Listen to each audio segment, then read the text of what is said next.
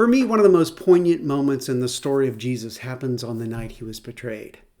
He's already predicted his death to his friends, washed their feet, and taught them one last time. He knows what's about to happen to him and goes to Gethsemane to pray. He tells his friends, "My soul is overwhelmed with sorrow to the point of death. Stay here with me and keep watch with me."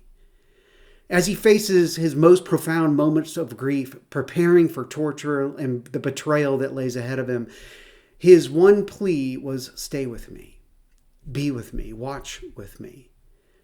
What was so sad is that his disciples couldn't do it. They fell asleep.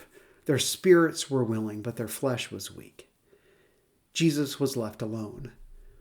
One of the costs of leadership for us, like Jesus, is sometimes a profound moment of loneliness. Now, you may have heard about what some call an epidemic of loneliness in our culture. Even the Surgeon General has written about it. Now, while we experience all of that as leaders too, what I'm talking about is a little bit different, something unique to our calling to lead in Jesus' name.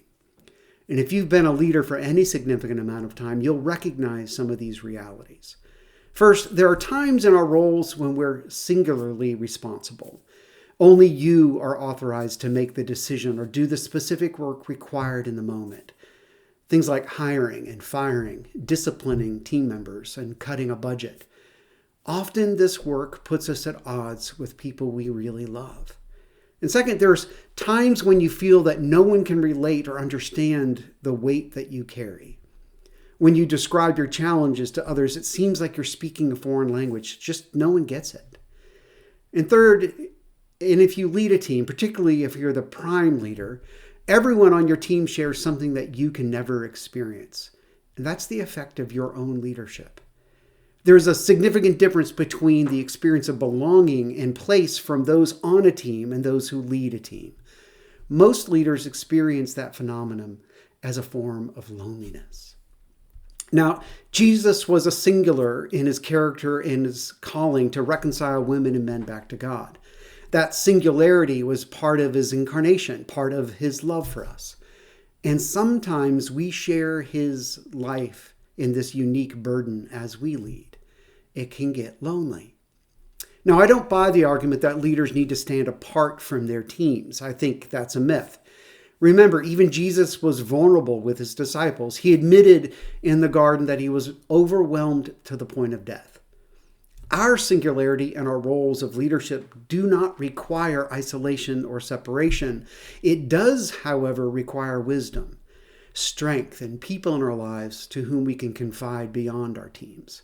People like spiritual directors, counselors, and dear friends. So let's be clear. The reality of loneliness in leadership is not to be confused with isolation. We need to guard against that, in fact, just as we need to guard against self-pity when we face the singular or lonely roles of leadership. Self-pity and self-isolation are issues for some who experience loneliness, and it's deadly. But the most common pitfall I see in leaders who feel lonely is that they try to make themselves indispensable. It's ironic, really. Lonely leaders already carry a burden, yet we somehow believe that if we become important to the cause, or if we become needed to get the work done, we will somehow find a place to belong, a place on the team or in the world that might kill the hurt of our loneliness. Solving the problem with indispensability only adds exhaustion and hopelessness to the problem of our loneliness, and exacerbates our propensity to self-pity and isolation. Friends, God has been at work from the foundation of the universe. He does not need us to see his kingdom come. And still, he invites us to play a part, a vital part. He has chosen us for this time and this place, for our good and for his glory. We are part of God's team, and nothing can change that. And Jesus has already promised, "I will never leave you. I will never forsake you." Friends, we are never ultimately alone. Now, would you take some time to reflect on your place in God's work? Do you feel lonely today or this week? What's God's invitation to you?